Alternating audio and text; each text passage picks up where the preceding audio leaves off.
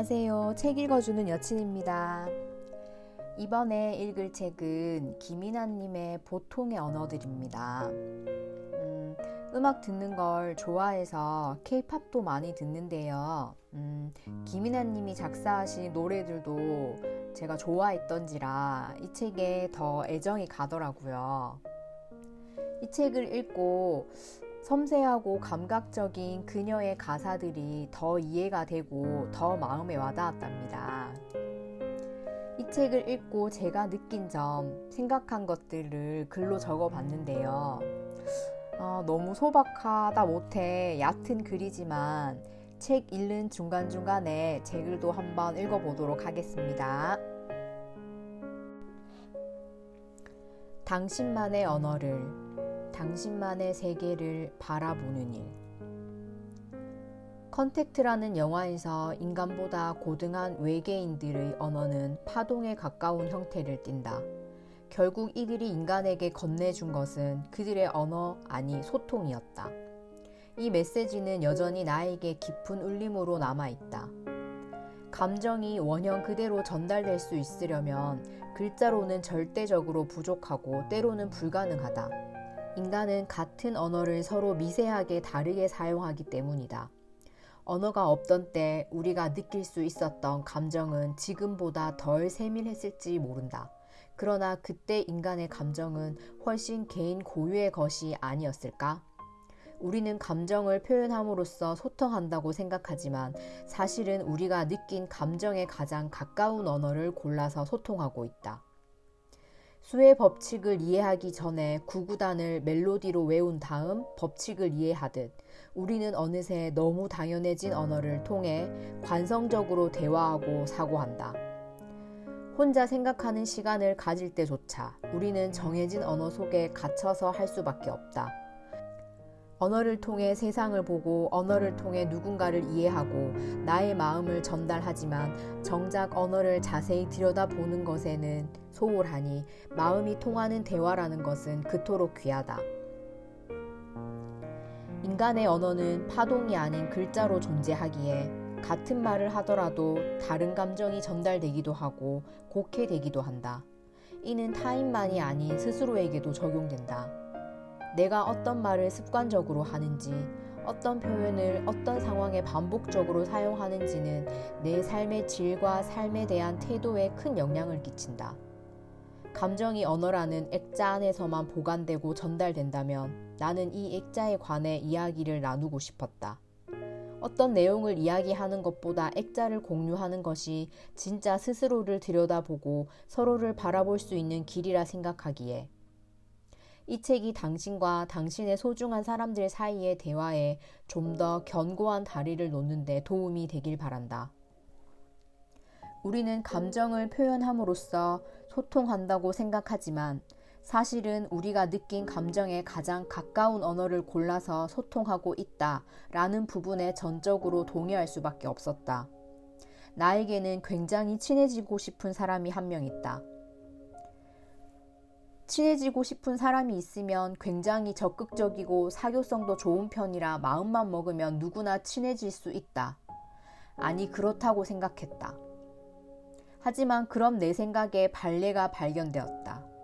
그 사람이 바로 굉장히 친해지고 싶은 그 1인이다. 그 사람은 말투나 대화 주제 모두 굉장히 공적이고 예의 바르다 못해 벽이 느껴지는 편이다. 그래서 초반에는 그 사람의 말투나 그런 태도로 인해 오해도 하고 실망도 했지만 지금은 그게 그 사람의 대화 방식이라고 생각한다. 그런 대화 방식의 사람일수록 마음은 더 연약해서 쉽게 상처받기에 선을 긋고 사람을 쉽게 들이지 않는 게 아닌가라는 생각이 들었다.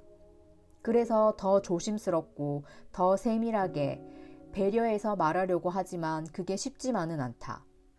언어가 사람마다 다른 의미일 수 있고 말하는 태도나 뉘앙스에 따라 전혀 다른 의미로 받아들여질 수도 있기에 내가 한 말의 정확한 의미를 설명하기 위해 더 자세하게 구구절절 설명하게 되기까지 한다. 언젠가 내가 말한 한마디의 말도 부연 설명 없이 알아들을 수 있는 날이 오길 기대해본다. 실망. 우린 모두 불완전한 인간. 우리는 서로를 실망시키는데 두려움이 없는 사이가 됐으면 좋겠어요. 라디오를 막 시작했을 즈음 무심결에 했던 말이다. 이샛별 작가가 이 말이 마음에 남았는지 라디오 프로그램 SNS 계정에 글귀로 남겼는데 내가 앞으로 청취자들과 꽤나 깊은 관계가 되고 싶어 하는 욕심이 적나라하게 드러난 말이라 스스로도 깜짝 놀랐다. 우리는 모두 사회성이라는 것을 갖추게 되었고 그것은 아주 가깝지 않은 누군가에게 달처럼 존재할 줄 아는 능력을 포함한다. 상대가 불편하지 않을 만큼의 단면을 보여줄 줄 안다는 말이다. 한 끗 차이로 예의, 사교성, 가식을 넘나드는 기술이겠다. 나는 밖으로 비춰지는 모습으로는 상당히 외향적이고 친화력이 좋다. 그래서 안다. 한눈에 그래 보이는 사람이 오히려 대인관계가 살얼음판 위를 걷는 것만큼 어려운 거란 사실을. 그런 그들은 불편하거나 어색한 공기를 견디지 못해 초면에 오히려 광대를 자처하기까지 한다.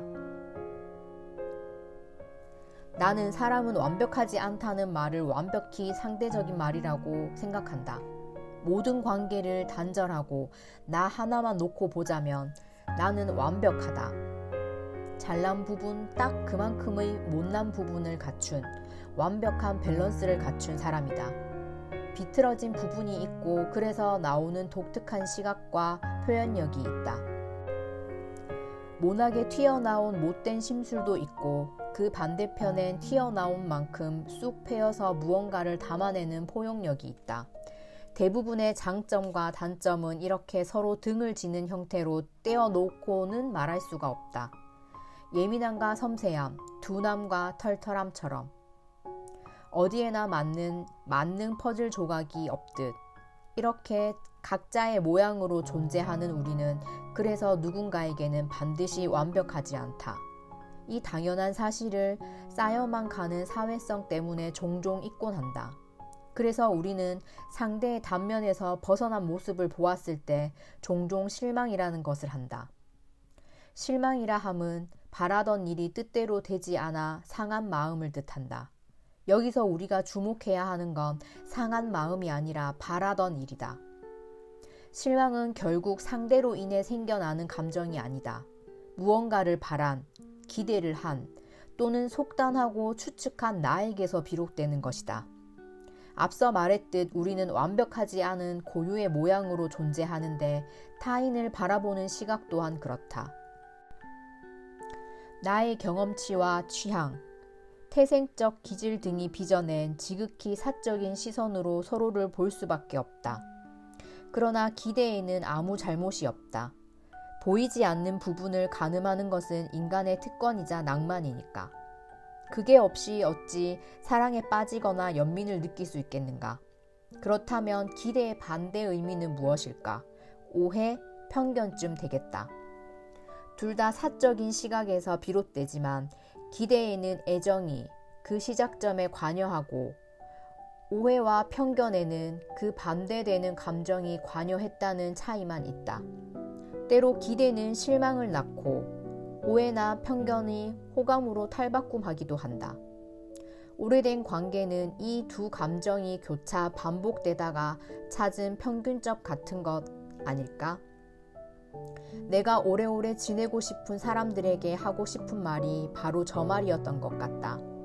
실망시키는데 두려움이 없기를 바란다는. 더 솔직히 말하자면 나는 높은 확률로 당신을 실망시킬 테지만 우린 평균점을 찾아가 보지 않겠냐는 말. 있는 그대로의 모습으로 만인에게 사랑받을 수는 없다. 하지만 역으로 말하면 있는 그대로의 모습을 받아들인 소수와의 관계는 견고한 것이다. 한 번도 실망시키지 않고서는 나는 누군가와 진실로 가까울 자신이 없다. 우리 마음껏 실망하자. 그리고 자유롭게 도란거리자. 미움받다. 대충 미움받고 확실하게 사랑받을 것. 미움받을 용기라는 책이 공전의 히트를 친 해가 있었다. 내용을 떠나서 일단 제목만으로 사람 마음을 번쩍 깨우는 책이었다. 미움과 용기라는 단어의 조합에 열광하는 사람들이 그리 많은 걸 보면 미움받는다는 게 사람에게 어떤 의미인지를 생각하게 된다. 아무에게도 미움받지 않는 사람은 위험하다. 설령 대중적으로 그런 사람이 존재할지언정 측근들 사이에서 차라리 험담이 떠돈다면 그건 다행이다. 한 명의 사람이 누구를 대하든 매끄럽다면 그 사람은 흡사 존재하지 않는 것과도 같은 거니까. 그걸 아무리 알고 알아도 미움은 어릴 때 꼭 먹어야 된다고 엄마가 얹어주던 맛없는 반찬처럼 삼키기가 싫다. 10명의 사람 중 2~3명에게서 미움을 받는다면 문제가 없어 보인다. 그러나 그게 100명, 1000명이 넘어가면 두렵다. 퍼센테이지로는 동률이어도 숫자로 세어지는 마음이 미움이다. 살면서 대하는 사람들이 늘어나며 어느 순간 이에 대한 선택을 하기로 했다. 그럼에도 불구하고 생긴 대로 살아가야겠다는 것 말이다. 방송을 하면서부턴 더더욱 그랬다. 어쩔 수 없이 호불호의 평가를 받아야 되는 일을 시작한 이상 내 방향성은 더 명확해졌다. 그건 바로 대충 미움받고 확실하게 사랑받는 것이다. 생각해보면 잘 모르는 사람이 내게 갖는 부정적인 감정은 차라리 당연하다. 사람은 서로를 각자의 주관으로 바라볼 수밖에 없다. 그 앵글에서 모두에게 완벽한 피사체이고 싶은 마음을 가지면 그건 지옥의 시작일 테다. 대신 생긴 대로 살아가다 걸음망에 걸어지는 내 사람들은 사금처럼 귀하다. 내가 라디오 DJ를 꿈꿨던 이유도 라디오는 카메라보다는 좀 더 자연스럽게 나의 모습을 드러내고 함께 소통할 수 있을 것 같다는 생각에서였다. 듣다가 별로라 채널을 돌려버리는 사람들이 수없이 존재하겠지만 꾸준히 함께 해주는 사람들은 나의 삐뚤빼뚤한 모양을 보고도 같이 웃어주는 사람들이다. 방송인 동시에 이럴 수 있는 곳은 라디오가 유일한 것 같다. 대충 미움받고 확실하게 사랑받자. 미움받을 용기까지는 없는 사람들에게 권하고 싶은 나의 인생관이다. 선을 긋다. 그 사람과 나 사이의 거리. 누군가에게 약간의 불편함을 느낄 때 그것을 그렇다고 말하거나 표현하는 것을 두고 선을 긋는다고 말한다. 그리고 이 표현에 자동적으로 따라붙는 감정은 서운함이다. 그걸 모두가 알고 있기에 선을 그을 펜을 쥔 사람은 머뭇거리게 된다. 어쩐지 매몰찬 행동 같으니까. 나는 아무리 친한 사람이라도 모두 약간씩의 거리를 두는 편이다. 아니, 친할수록 그렇다고 볼 수 있겠다. 가까워도 거리를 둬야 한다고 말할 때마다 구구절절 설명을 하게 되는 건 내 의도와 거리를 둔다는 말이 가진 쓰임새가 다르기 때문이다. 정확히 말하고자 하는 바를 풀자면 이렇다. 소중한 사람일수록 잘 보아야 한다. 세심히 살펴봐야 한다. 무언가를 제대로 보려면 최소 한 발자국 정도는 떨어져 있어야 한다. 사람의 마음도 그렇다. 당연히 잘 안다고 여기는 순간 관계는 V3가 깔리지 않은 컴퓨터가 된다. 역시나 일일이 설명하자니 장황하다. 그러나 내가 소중하게 생각하는 누군가에게 선을 그어야 할 때가 있을 때는 반드시 이렇게 설명을 한다. 물론 내가 그리 여기는 상대들은 이 마음을 충분히 헤아리고 동의해준다. 선을 긋는다는 말은 내겐 모양을 그린다는 말과 같다. 5개의 선을 그어 만들어지는 게 별 모양이다. 다시 말해 나는 이렇게 생긴 사람이야 라고 알리는 행위가 선을 긋는다는 의미이다. 간단하게 지도를 떠올려보자. 꼬불꼬불한 선으로 나뉘어 있는 수많은 국가들은 선이 있다고 해서 서로 단절된 관계들은 아니다. 한 예로 유럽의 경우 각국의 법령, 풍습, 기타 여러 가지 현실적인 차이들을 인정하고 배려하고 지키기 위한 테두리로 그려져 있지 않은가. 밤하늘에 셀 수 없는 별들이 그러하듯 사람의 마음의 모양은 전부 다 다르다. 선을 긋지 않는다는 건 모양이 없는 액체 괴물처럼 살아가라는 말로 들린다. 그러니까 선을 긋는 건 여리고 약한 혹은 못나고 부족한 내 어딘가에 누군가가 닿았을 때 나의 이곳은 이렇게 생겼어 라고 고백하는 행위다. 반대로 남들보다 더 관대하거나 잘난 부분이 있다면 그 부분이 시원하게 트여 있을 것이다. 이 부분은 나라는 사람을 탐험하는 상대방이 판단하는 부분이 된다. 그래서 어떤 관계는 나도 몰랐던 내 영역을 알게 해준다. 그렇게 우리는 서로를 통해 확장되기도 스스로를 알아가기도 한다. 살다 보면 부득이 선을 긋지 않아도 되는 사람들을 만난다. 그런 사람들은 나름의 시간과 노력을 들여 나를 관찰하고 그걸 토대로 내 성향을 점선으로나마 그릴 줄 아는 사람들이다. 그리고 그 밑그림이 나의 실체와 크게 다르지 않을 때 나는 무장해제되곤 한다. 이것이 얼마나 귀한 일인지 알기에 이런 사람을 만나면 나 또한 열심히 점선으로 상대를 스케치해 본다. 이곳이 예민하겠지. 이곳은 흥미로워하겠지 하면서. 그러면 이런 식으로 그려지는 사람의 모양은 수시로 바뀌기도 하기에 끊임없는 관찰이 필요하다. 이 섬세한 과정을 퉁치는 말이 배려인 것 같다. 그러므로 나와 상대방의 사이에 있는 틈은 서로가 서로를 잘 바라보기 위한 것일 테다. 사과하다. 기다림이 필요한 시간. 사과를 전장의 백기처럼 생각하는 사람들이 있다. 마치 선언하고 나면 모든 게 종결되는 것처럼. 전쟁이 끝나면 곧바로 평화인 경우는 없다. 특히 피해를 입은 국가라면 그때부터가 오히려 아픔의 시작이다. 전쟁통에는 생존만이 문제였다면 전쟁이 휩쓸고 앗아간 모든 것들을 복구해 나가며 겪는 고통이 삶의 일상이 되는 것은 가장 슬픈 풍경이다. 다툼은 작은 의미에서 전쟁과의 속성이 같다. 이권이 부딪히고 신념이 충돌하고 분노 분출 외에는 방법이 없을 때 우리는 다툰다. 쌍방과실이라 분노가 식으면서 자연스레 화해를 하는 경우라면 이상적이지만 여기서는 한쪽 과실이 조금 더 클 경우의 이야기를 하고자 한다. 이상하게도 피해 입은 자들을 위로하는 이야기는 차고 넘치는데 피해 입힌 자들을 성찰하게 하는 이야기는 적다.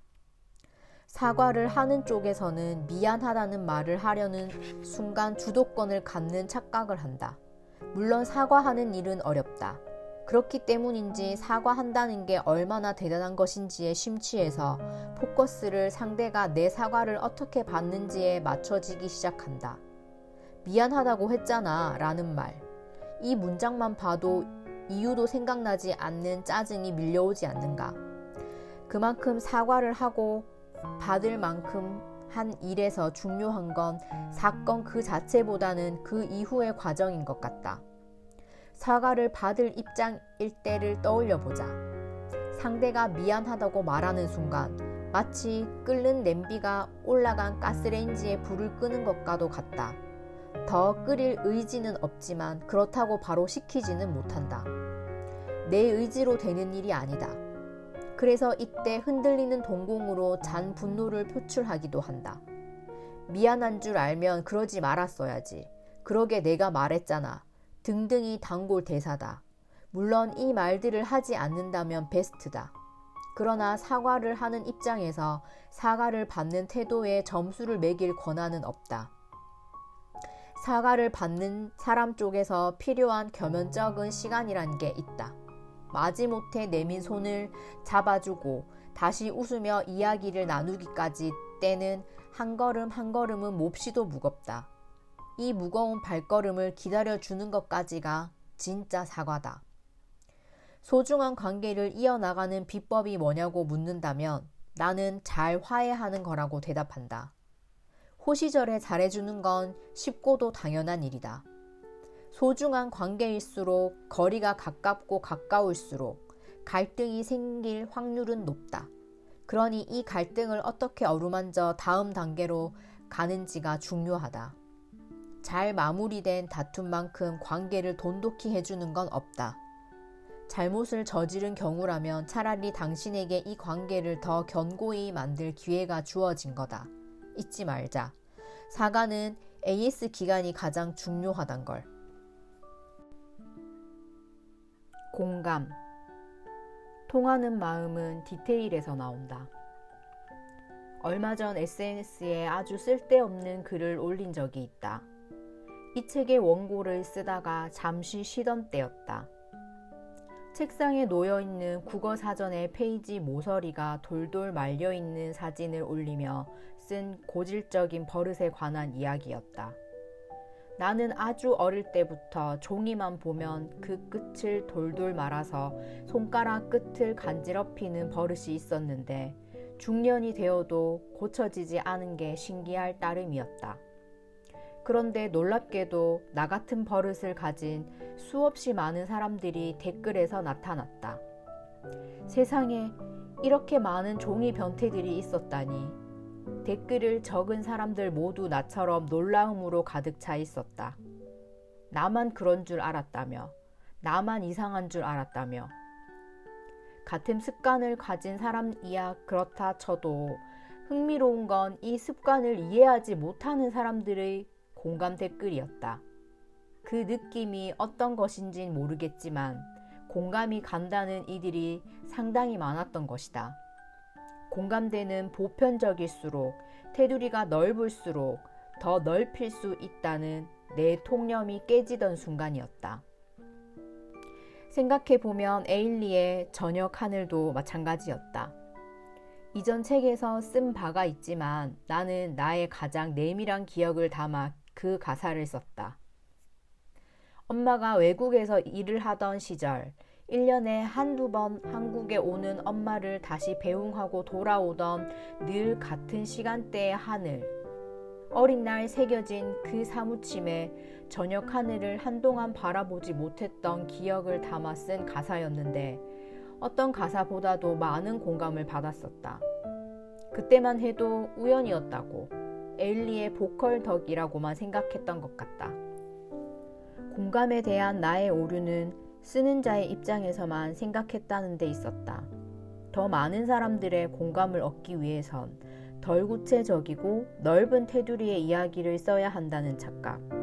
이를테면 이상형을 따질 때 짝눈, 깨끗한 피부, 예쁜 손가락, 야무진 인매 등등을 열거하기보다 눈, 코, 입이 달린 사람이라고 쓰는 게 더 많은 이들을 대상으로 삼을 수 있는 맥락으로 여긴 것이다. 그러나 종이 변태 에피소드나 저녁 하늘 일화를 통해 내가 배운 건 공감은 오히려 디테일에서 나온다는 것이다. 공감은 기억이 아닌 감정에서 나온다.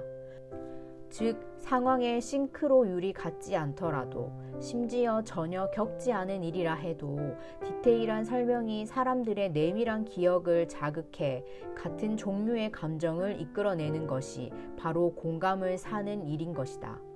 사람들에게는 저마다의 감정 서랍이 있다. 상황에 대한 기억은 흐릿해질지라도 그때 느낀 감정들은 어딘가에 저장이 된다. 공감에 대한 생각이 바뀐 이후 내가 겪지 않은 일에도 조금 더 적극적으로 위로를 할 수 있을 것 같은 용기가 생겼다. 감정의 서랍은 냉장고와 달라서 열고 닫을수록 풍성해진다. 비록 나의 경험치가 아닌 일임에도 진심으로 내 마음속의 서랍을 열면 누군가를 위로할 수 있을 것이다. 비난. 다정한 사람들은 말수가 적다. 악플은 흡사 미세먼지와도 같다. 매우 유해하고 늘 존재하지만 딱히 어찌할 방도가 없는 것. 방송을 하기 전에는 이해가 가지 않았다. 악플이라는 것들은 대부분 누가 봐도 쓸모없는 사람들이 뱉은 불쾌한 가래침 같은 건데 왜 그런 것 따위에 저 사람은 영향을 받을까? 아마 많은 사람들이 나와 같은 생각이리라. 유명 연예인만큼은 아닐지언정 내가 하는 말과 행동이 전파를 타며 댓글로 피드백을 조금 받아보니 악플이란 건 잠복균 같은 거지 즉발성 타격을 주는 게 아니란 걸 알았다. 평소에는 대부분의 사람들이 생각하는 것과 같다. 코웃음 치며 넘길 말들이다. 어쩔 때는 웃으며 즐기기까지 한다. 그러나 문제는 누구에게나 찾아오는 내가 하염없이 작아지는 밤에 일어난다. 누가 굳이 뭐라 하지 않아도 사람은 누구나 자기 혐오의 순간을 겪는다. 못나고 부족한 것들이 크게만 보이는 멘탈 면역력이 바닥을 치는 어느 밤 악플 잠복균은 온몸에 두드러기처럼 올라온다. 어쩌면 그 사람 말이 맞을지도 몰라로 시작되는 자기의심은 대단한 속도로 혐오까지 달려간다. 자존감이 낮아지는 외로운 시간은 누구에게나 찾아오지만 악플은 그 얄궂은 시간 속에서만큼은 논리력을 갖는다. 나를 상대하는 검사가 끝없이 들이미는 증거처럼 언제 본 건지 기억도 안 나는 아픈 말들이 나를 찌르고 또 찌른다. 이는 우리가 누군가에게 듣는 일방적인 비난과도 마찬가지일 테다. 비난을 듣고 나면 처음엔 붕괴하고 방어하지만 마음이 약해지는 날에 자꾸 스스로에게 화살을 쏘게 되는 비난의 말들이 있다. 시간이 지나고 악플의 내용은 잊힐지언정 아팠던 기억은 남는다. 내가 친 바닥의 차가운 느낌은 선명히 떠오른다. 그래서 악플은 표현의 자유라는 알량한 말로 용납될 수가 없는 것이다. 사람이 가장 약해지는 순간 아무에게도 도움을 청할 수 없는 상태의 숨통을 조여오기에 나는 악플러라는 말에 해당하는 사람들은 생각보다 적을 수 있다고 생각한다. 그리고 이 생각이 차라리 악플러라 칭해질 만한 특정 집단이 존재하는 것보다 더 무섭다. 내 추론은 이렇다. 악플만을 다는 특정한 사람들이 있기야 있겠지만 평범한 사람들이 악플을 달고 싶어지는 순간들도 있다는 것. 이런 상상을 하다 보면 세상이 무섭지만 이해는 간다. 인간에게는 다양한 면이 존재하고 세상은 살아가기에 너무 버거우니까. 아무도 보지 않는 곳에서 몰래 버리는 마음의 쓰레기 같은 게 악플일 테니까. 아쉬운 건 다정한 사람들은 말수가 적다는 거다.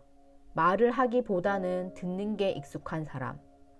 누군가를 향한 마음을 풀어 헤치기보다는 품어버릇하는 사람들. 이는 다정한 이들이 가진 특성이다. 굳이 어딘가에 나의 마음을 글자로 쓰는 것이 익숙하지 않은 사람들이다. 혹시 악플에 상처받은 이들을 보고 마음이 아파 본 적이 있다면 좀 더 요란스럽게 그들을 보호할 수 있는 말들을 써보기를 부탁한다. 그 한마디가 어쩌면 소중한 그 누군가를 지킬 수 있을 것이라는 희망을 갖고. 상처. 서로의 아픔을 볼 수 있다면. 피부과에서 받아본 고가의 관리 중 울세라라는 레이저 관리가 있다. 이 관리의 논리는 다소 끔찍하다. 진피층 아래 깊숙한 곳에 전달되는 열로 내상을 입히는 기술이기 때문이다. 피부에 난 상처에 딱지가 지면서 근처의 피부가 잡아당겨지는 모습을 본 적이 있다면 이해가 쉬울 것이다. 살이 아무는 과정에는 수축이 일어나고 적당한 수축으로 인해 얼굴이 리프팅되는 현상이 바로 이 기술의 핵심이다. 아주 가볍게 긁힌 상처라 할지라도 현미경으로 들여다본다면 이런 현상이 있을 것이다. 즉 상처 난 곳은 움츠려든다. 생각하건대 어쩐지 마음에 난 상처도 그럴 것 같다. 곳곳에 움츠러든 곳이 있는 사람들은 귀신같이 서로를 알아본다. 상처가 하나도 없는 사람보단 나본 사람들이 훨씬 많기에 우리는 저마다의 빅데이터에 근거해 상대를 대한다. 배려라는 것은 어쩌면 피냄새를 맡을 줄 아는 감각이다.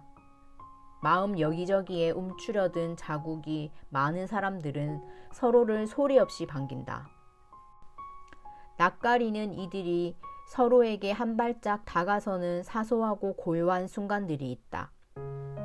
이를테면 왁자지껄한 회식 자리나 MT 같은 곳에서 겉도는 이들이 서로를 알아보고 조용히 다가가 앉는 풍경, 또는 발표를 망쳐서 붉어진 얼굴의 동료에게 가볍게 농담을 던지거나 기운을 북돋아 주는 일.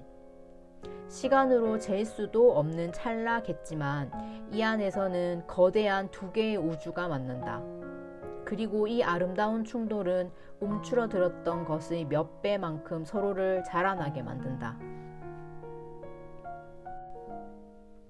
포장하다. 주는 이의 마음이 담긴 그 무엇. 선물의 통상적인 완성은 포장이다.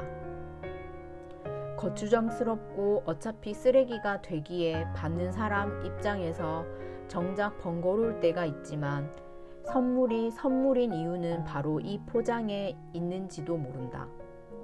물건의 정체성은 그저 쓰임에 있다. 그러나 포장이 됨으로써 비로소 물건은 단지 물건이 아닌 주는 이의 마음이 담긴 무언가로 탄생한다. 포장은 편리와는 거리가 멀다. 따라서 발명가들의 뇌에서 탄생할 법한 게 아니다. 오히려 무용에 가깝다. 그렇지만 포장은 시간을 들여 신경 쓴 마음을 표현하는 수단이다.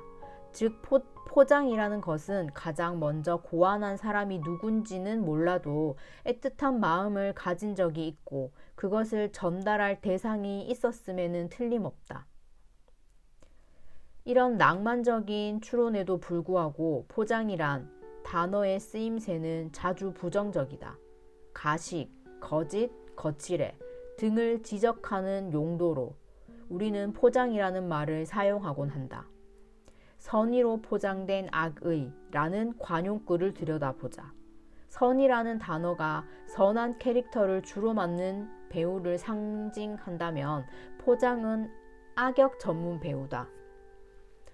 그럼에도 불구하고 포장을 최초로 만든 사람의 따뜻한 마음은 변치 않고 이 행위 속에 담겨 있다. 일례로 조언이라는 게 그렇다. 선의로 건네는 말이니 듣기에 조금 거슬리거나 아파도 받아들여야 한다고 몸에 좋은 약이 입에 쓰다고들 말하지만 이건 순전히 조언을 하는 자의 편만 드는 이야기다. 진심의 선이란 게 있다면 자신의 의도를 이런저런 표현을 동원해 정성스럽게 포장해 전달할 수밖에 없을 테니 말이다. 주는 자가 받는 이를 오랫동안 세심히 지켜봐온 시간이 선물 받는 이의 만족도를 좌지우지하듯 조언도 그렇다. 듣는 이의 성향과 아픈 곳을 헤아려 가장 고운 말이 되어 나올 때야 조언이지 뱉어야 시원한 말은 조언이 아니다. 하물며 몸에 좋다는 쓴 약도 캡슐에 담아 삼키는 마당에 말에도 그만한 정성을 들여야 할 것이다. 세상이 물건으로만 이루어져 있다면 가장 무용할, 그러나 사람들로도 이루어져 있기에 제일 필요한 것, 그게 포장이 가진 철학이 아닐까. 소중하다. 우린 매일 이별에 가까워지는 중. 소중하다의 소는 뭐 하는 바, 뭐 하는 것 등의 의존 명사 역할을 하고 중은 말 그대로 무거움을 뜻한다. 무거운 것을 손으로 받쳐 들려면 자연히 두 손을 쓸 테고 그 무게감 때문에 온 힘이 이것을 잘 잡고 지키는 데 쓰일 테니 소중한 것을 가진 자의 모습이 생생히 떠오른다. 귀중품이라는 단어의 귀중이라는 말과의 차이점은 중하게 여기는 것을 스스로 선택할 수 있다는 데 있겠다. 귀중하다는 것은 희소성 있고 무거운 것, 즉 누가 봐도 그러한 것들에게 붙여지는 말이지만 소중하다는 것은 그거와는 확실히 다르다. 어느 가을 주워 곱게 말린 은행잎이나 버려야 할 때가 지나버린 누군가에게 선물 받은 옷은 귀중하진 않아도 소중할 수 있으니 말이다. 작사가와 방송인 사이 어디쯤인가의 정체성으로 살아가고 있는 나에게는 개인 매니저가 있다. 방송인으로서는 회사에 소속되어 있지만 회사 매니저와 일하지 않는 이유는 작사가로서 또 개인으로서의 일정 이동에도 도움이 필요하기 때문이다. 회사 소속 매니저를 개인 일정까지 대동하기엔 회사 입장에서 너무 손해다. 어쨌든 나는 얼마 전 아주 소중한 인력을 하나 잃었다. 일을 잘하는 사람이야 어떻게든 찾을 수 있지만 여기에 마음까지 맡기는 어렵다. 그런데 그 친구가 그랬다. 인간 대 인간으로 봐서는 아주 좋은 일이었다. 그 친구는 더 큰 역량을 펼칠 수 있는 친구이기에 원하는 곳으로 떠나는 게 옳다. 그럼에도 불구하고 내 입장에선 소중한 사람 하나를 잃었다. 소중하다는 것은 글자가 뜻하는 것처럼 힘을 들여 지켜야 하는 것임에도 우리는 종종 말로만 그것을 소중하다 칭한 채 방치한다. 그래서인지 가사 속에서 소중하다는 말은 주로 과거형으로 쓰이는 경우가 많다. 소 잃고 외양간 고치는 말 같기도 하지만 세상의 모든 소중한 것들은 그것이 유한하기에 그렇다. 꽃을 보고 드는 반가운 마음은 이것이 곧 시들 것을 알기 때문이고 청춘을 예찬하는 이유도 쏜살처럼 빨리 사라져 버림을 알기 때문이다. 그러나 인간은 망각과 적응의 동물이기에 이 유한성을 잊는다. 우리는 모두 언젠가 떠나기에 하루하루는 소중하다. 이처럼 우리는 매일같이 이별에 가까워지고 있다. 찬란하다. 각기 다른 기억을 끄집어내는 말. 가사를 쓸 때 자주 꺼내 쓰는 표현 중 하나인 찬란하다. 반짝이다, 빛나다 라는 말이 시각적인 기억을 주로 환기시키는 반면 찬란하다는 표현은 내겐 유리 조각들이 부딪혀 챙그렁대는 소리가 나는 공감각적인 그것에 가깝다. 뜨겁게 빛나는 태양보다는 그 빛이 내리쬐어 물결에 빛나는 모습이 찬란하다와 어울리는 것 같다. 아이폰 유저에게 국한된 비유이겠지만 반짝이다가 일반 사진이라면 찬란하다는 1초 정도의 움직임까지 담아내는 라이브 포토로 포착할 수 있는 느낌이다. 나는 가끔 세상의 모든 형용사들이 가진 기가 막힌 표현력에 감탄하게 되는데 이는 주로 발음에서 온다. 반짝하고 말할 때 니은 받침을 부드럽게 도움닫기 삼아 짝하고 내뱉는 발음은 무언가에 빛이 닿아서 튕겨나오는 모습 그 자체인 것 같고 찬란하다는 말의 실제 발음인 찰라는 찰의 받침 리을과 란의 자음 리을이 파도 능선처럼 이어지는 기분이 들어 앞서 비유했던 것처럼 햇살이 닿은 물결의 느낌인 것이다. 게다가 차 하면서 시작되는 첫 음절은 퍼져나가는 빛이 혀에서 구현되는 착각이 들지 않는가? 또 다른 비슷한 표현은 눈부시다인데 그 말은 눈이 부신 주체를 전제로 한다. 눈부시다는 말을 소리내는 것만으로도 해를 바라볼 때 시큰한 눈의 느낌이 떠오르는 건 나뿐만이 아닐 거다. 그러나 찬란하다는 말 그대로 찬란할 뿐이다. 오직 풍경만이 존재한다. 그리고 그 풍경은 저마다 특별한 전후의 상황을 품고 있다. 단지 눈이 부시거나 스팽글처럼 반짝이는 기억뿐만이 아니라 당시에 가진 벅찬 마음도 포함된다는 거다. 찬란하다는 표현을 너무 편애하는 것 같아 문득 정신이 들었다. 이와 유사한 반짝이다와 눈이 부시다도 물론 그 고유의 매력이 있다. 다만 찬란하다는 표현은 내게 다른 유의어들에 비해 사람들로부터 각기 다른 기억들을 끄집어낸다는 점에서 매력적이다. 각각 각인 모양의 아련한 행복들을 집합시키는 말. 이 정도면 작사가로서 편애할 만하지 않을까?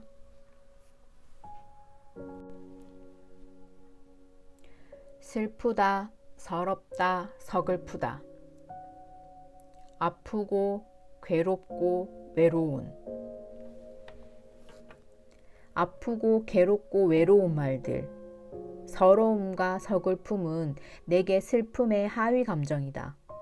즉, 슬픔이 집이라면 서러움과 서글픔은 그 안에 있는 작은 방 같은 거다. 슬프다는 말로 담을 수 있는 감정의 폭은 크다. 영상으로 치자면 넓은 프레임에 담긴 장면이다. 어감이라는 것은 고유한 것이기보다는 그 단어를 사용하면서 얻어진 기억들이 쌓여 만들어진다. 물론 단어가 어감, 즉 그 단어로 인해 떠오르는 감정을 닮아 있다는 말은 부모가 자식을 빼닮았다는 말처럼 어색하다. 그럼에도 불구하고 최초의 어떤 감정을 단어로 정의하는 과정에서는 분명 창의적 개입이 있지 않았을까 싶다. 슬프다는 말이 유난히 그렇다. 나는 이슬이 맺혀 뚝뚝 떨어지는 소리가 말로 둔갑해서 슬프다가 되는 게 아닌가 싶은 만큼 이 말이 가진 발음 특성이 감정을 기가 막히게 잘 그려냈다고 생각한다. 이게 창작자의 의도와 전혀 다를지언정 이런 식으로 단어를 대하는 일은 언제나 즐겁다. 입에 침이 마르면 맛있게 발음되지 않는 말들이 있는데 슬프다가 바로 그렇다. 마른 앞니 틈으로 새어나오는 슬과 촉촉한 앞니 틈으로 새어나오는 슬의 질감을 떠올려 보면 이해가 쉽겠다. 품의 경우 또한 마른 입술에서 터져 나오는 자음 피읍과 달리 젖은 입술에서 나오는 피읍은 퐁 하고 터지는 비눗방울 같지 않은가? 물기 없이는 말맛이 덜한 슬픔의 발음이 그 감정이 눈물에서 비롯된다는 태생과도 닮았다. 서럽다는 말은 슬프다는 말이 담는 아픈 마음을 조금 더 구체화한다. 아이가 우는 모습을 묘사할 때 슬피 운다는 말보다 서럽게 운다는 말이 더 어울리는 것을 보면 차이가 분명해진다. 서러움은 슬픔이 조금 더 헐벗은 맨몸의 말 같아서 더 아리다. 누군가의 슬픔 앞에서 그 이유를 헤아리고 싶은 마음이 든다면 서러움은 일단 따뜻한 집에 들여 밥 한 술 떠먹이고 싶은 마음이 든다. 그래서 나는 좀 더 주체할 수 없는 아픔을 표현하고 싶을 때는 슬픔 대신 서러움을 쓴다. 설명 없이 감정을 전달하기에 더 적확하다고 느끼기 때문이다. 어른이 되면서 눈물을 참는 법을 알게 된다. 그럼에도 불구하고 눈물이 쏟아져 나올 때 콧물까지 줄줄 흐르며 꺽꺽대는 밤을 나는 서러운 밤이라고 부를 수밖에 없다. 서글픔은 슬픔과 서러움에 비해 어쩐지 시각을 자극하는 효과를 가진 것 같다. 슬픈 별은 별의 인격화된 감정이 느껴진다면 서글픈 별은 홀로 외로이 떠있는 별을 보며 내가 느끼는 감정이 드러난다. 또 서러움이 아이의 감정결을 가졌다면 서글픔은 좀 더 성숙한 누군가에게 어울리는 말이다. 중학생 시절 집으로 가는 할아버지의 뒷모습을 본 장면이 이상하게 잊히질 않는데 바로 그 장면의 제목을 내겐 서글픔이다. 서글픈 누군가는 슬픈 누군가, 서러운 누군가와 달리 본인 스스로는 정작 슬프지 않을 수도 있는 가능성이 열려 있다. 서글픔에는 왠지 모르게 그 풍경에서 느껴지는 애틋한 아픔이 담겨 있다. 즉, 나의 감정이 개입된 말인 것이다. 그렇기 때문에 누군가를 서글프게 본다는 문장에는 이전의 히스토리가 담겨 있다. 이미 그 사람을 소중하게 여기는 마음이 없다면 느낄 수 없는 감정이니까. 기억, 추억. 다르게 적혀 있는 지난날. 기억과 추억은 가사에 정말 자주 등장하는 단어들이다. 그래서 쓸 때마다 더 고민하게 되는 친구들이다. 우선 둘 다 너무 자주 등장하는 탓에 어지간하면 피하려는 1차 시도를 한다. 예를 들면 시간, 날들, 장면 등이 기억이나 추억이라는 표현을 대신해 자주 활용되는 단어들이다. 그럼에도 불구하고 둘 중 하나여야만 표현되는 감정이 있기에 그렇게나 많은 기억과 추억들이 가사 속에 있다. 그날의 내 기분에 따라 골라야 될 만큼 둘의 필요도가 같을 때도 있다. 감정을 크게 툭 건드리고 지나가는 이야기를 쓸 때가 그렇다. 그러나 미시적으로 현미경으로 들여다보듯 세세한 감정선이 주가 될 때는 작은 차이를 두고 저울질을 하게 된다. 이들은 모두 머리나 마음속에 저장된 시간을 뜻한다. 하지만 기억은 추억에 비해 감정이 덜 관여돼 있다. 좋은 기억과 나쁜 기억은 있지만 나쁜 추억은 악귀가 틀어져 있는 말이다. 따라서 추억은 좋은, 아름다운 같은 수식어를 생략하는 것도 가능하다. 즉, 이 말을 쓰려는 부분의 멜로디 글자 수에 따라 사용 여부가 결정되기도 한다. 기억은 틀릴 수 있다. 이소라의 바람이 분다 중 사랑은 다르게 적힌다 라는 가사는 기억의 속성을 잘 활용한 거의 명언과 같은 표현이다. 반면 추억은 틀릴 가능성이 없다. 이미 내가 어떻게 저장하기로 한 나의 감정이 적극적으로 개입된 결과이기 때문이다. 그 당시 상황이 실제로 좋았든 나빴든 추억이 되느냐 마느냐의 감독 권한은 전적으로 내게 있다. 뼈아픈 슬픔도 시간이 흘러 추억이 되기도 하는 것처럼 말이다. 추억이 인화되어 액자에 넣은 사진이라면 기억은 잘려져 나온 디지털 사진이다. 잘리기 전의 상태에 따라 전혀 다른 이야기가 되기도 하고 확대해서 들여다보면 몰랐던 것들이 튀어나오기도 한다. 지나가긴 했지만 소멸되진 않았기에 앞으로 어떤 모습으로 바뀔지 아무도 모른다. 모든 기억이 이거 추억이 되진 못하지만 모든 추억은 결국 기억의 흔적이다. 나이 든다는 것. 당신 마음의 나이는 몇 살이세요? 라고 물어보면 어떤 숫자가 나올 것 같으세요? 저는 생각해 봤는데 그냥 제 나이인 것 같아요. 제가 올해로 41인데 41라는 나이를 제가 엄청나게 많다고 스스로 생각하지 않거든요.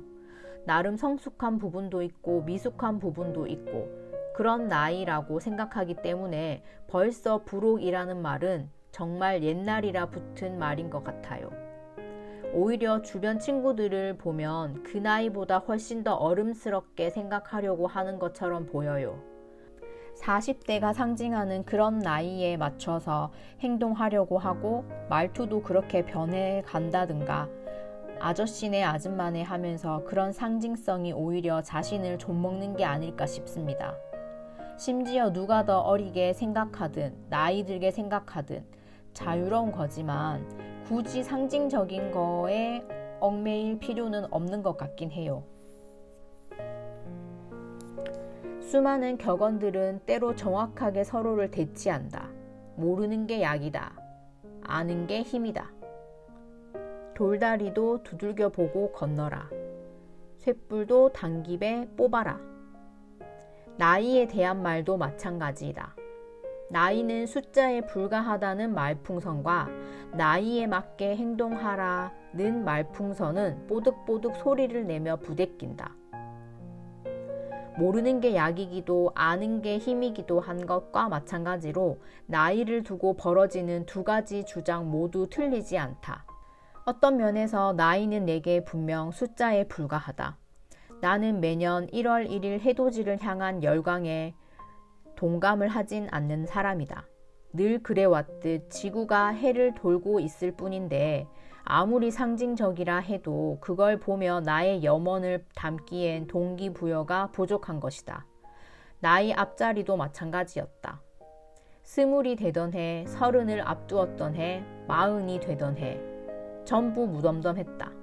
그래서 나는 나이차가 많은 커플을 향한 단정적인 시선에도 나이에 맞지 않은 옷차림이란 말들에도 쉽게 동의하지 못한다.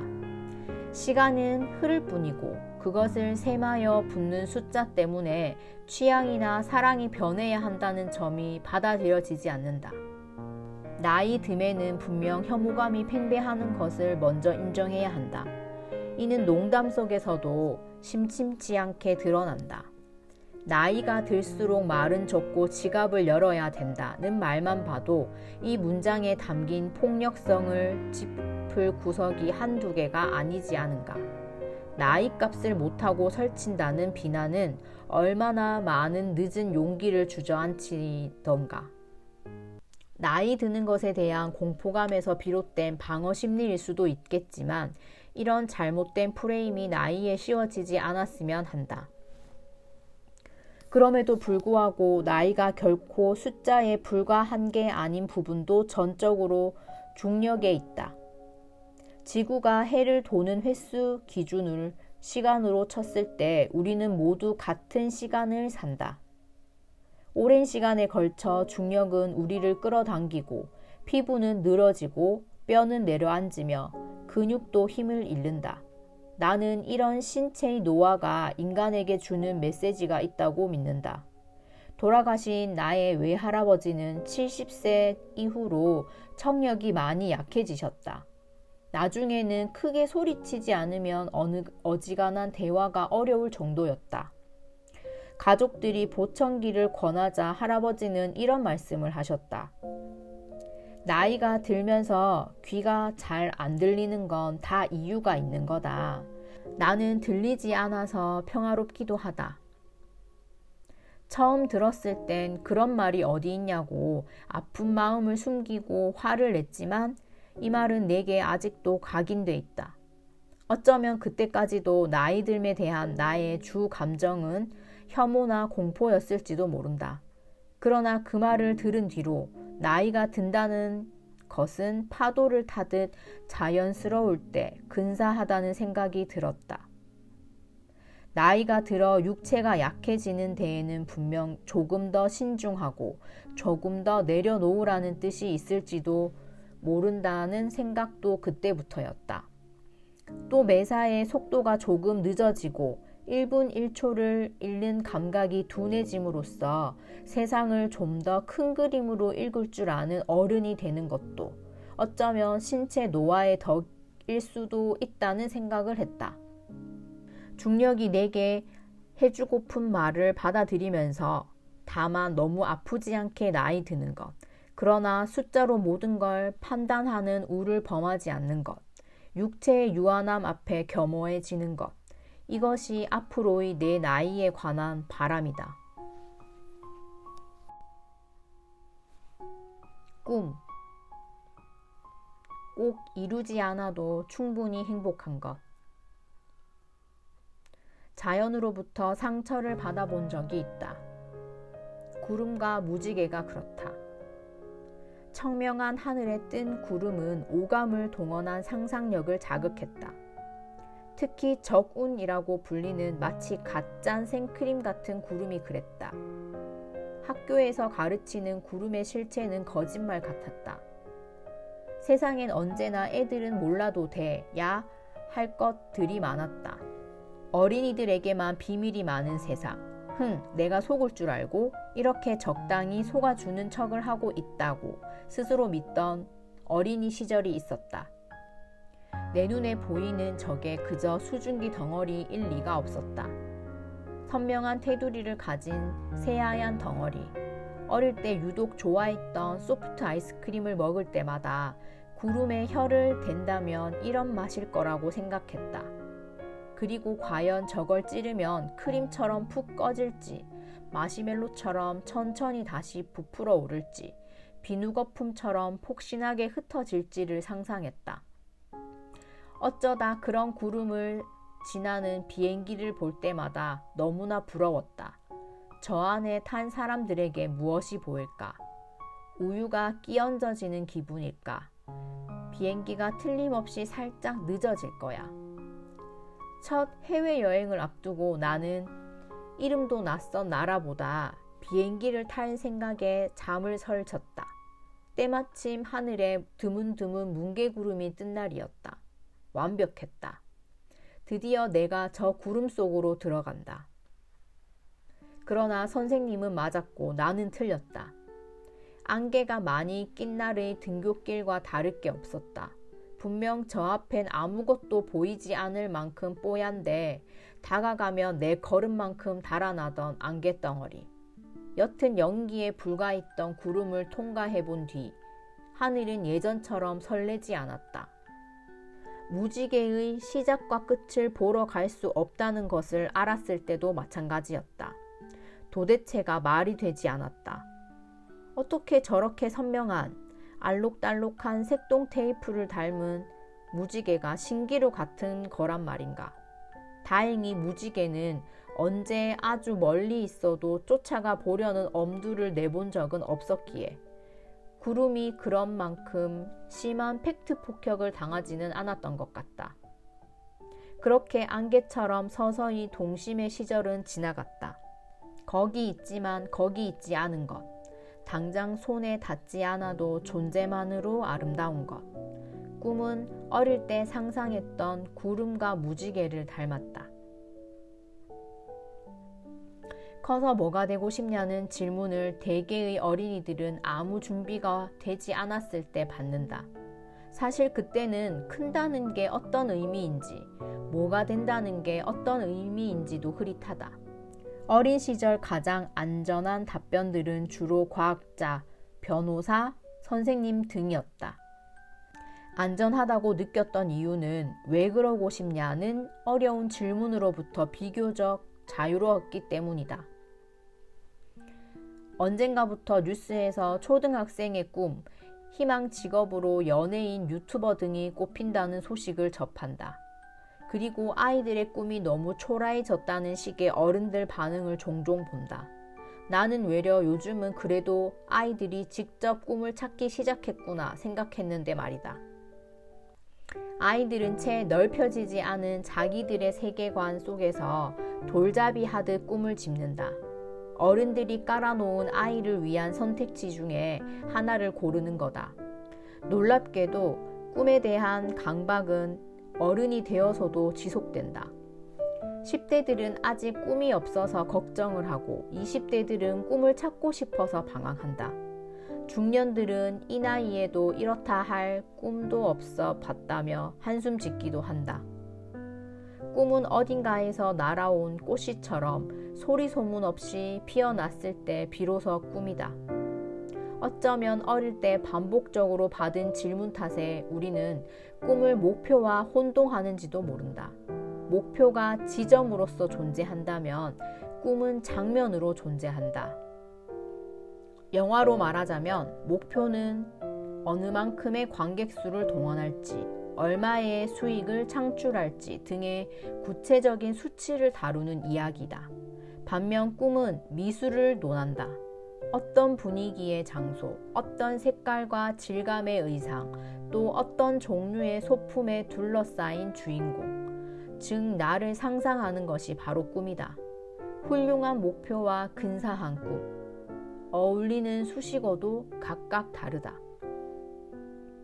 아직 꿈이 없다면 차라리 그대로가 자연스럽다. 꿈은 좋아하는 것들이 생겨나고 취향이 생겨나면서부터 자연스럽게 피어나는 것이다. 내 마음이 끌려 탄생한 꿈은 자연스럽게 나를 이끌어 작은 목표들을 만들어준다. 마음이 하는 모든 일이 내 의지와 상관없이 나를 이끌듯 꿈도 그렇다. 꿈은 목표와 성질이 다르기에 반드시 이루어지지 않아도 나를 행복하게 해주기도 한다. 작가가 꾸민 사람은 글을 쓸 때 행복할 수 있다. 행복하기 때문에 거듭 글을 쓴 사람은 자연스레 필력이 늘고 그러다 본격적으로 목표를 세웠을 때 꿈이 현실이 될 가능성이 높아진다. 내게는 음악이 그랬다. 좋아하는 음악을 들을 때 온몸에 퍼지는 엔돌핀의 기운, 사랑에 빠질 때나 느끼는 뱃속의 간질거림은 여전히 신비롭다. 그러나 그저 너무 좋았을 뿐 구체적인 목표를 세운 적은 없었다. 직장인이 되고 나서 자연스럽게 음악 쪽 일을 하고 싶다는 목표가 생겨 아주 먼 변두리에서 중심부로 조금씩 가까워지다 덜컥 지금의 내가 되었다. 작사가가 꾸민 누군가에게 나의 직업이 구름이나 무지개처럼 닿을 수 없고 그저 근사한 무엇으로 보일 수 있지만 그건 오래된 하루하루가 만들어낸 결과일 뿐이다. 나는 그저 그런 것들을 바라보며 기뻐하고 열광하다가 지금의 내가 되었을 뿐이니까. 언제 여기서 당신을 만나도 이상한 일이 아니다. 구름과 무지개를 만져보고 맛보고 싶었던 어린이의 꿈은 깨졌지만 그것들은 여전히 날 기분 좋게 만든다. 떠올리면 행복해지는 꿈을 갖고 있다면 주머니 속에 넣고 살아가다가 계속 꺼내보았으면 좋겠다. 당장 가서 만질 수 없으니 별 수 없다고 버리지 말고.